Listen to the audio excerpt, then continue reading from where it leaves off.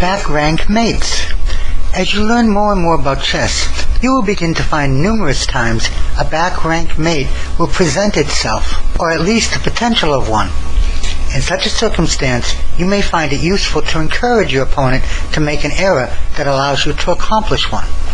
Actually determine chess for when your opponent actually makes an error and assists you in mating them is called a helpmate.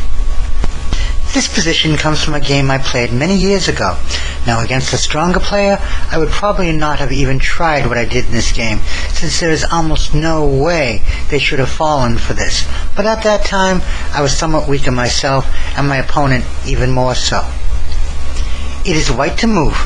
There is a clear path to the back rank for white's rook, and it would be a back rank mate if it were not for the fact that the knight can come back to block the rook's check, stopping the checkmate. So I thought, why not remove the guard? I don't need my queen to win. What I need is for that knight to move forward. So I played queen to g4.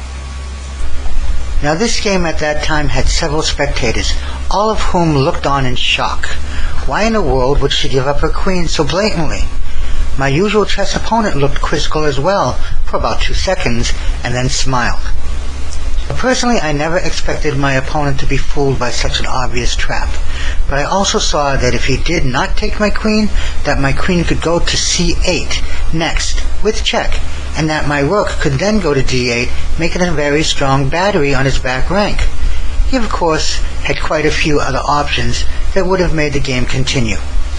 None of that mattered, however, since my opponent just laughed, reached out, and took my queen with his knight. So I simply reached out and ended his laughter with rook to d8. Checkmate.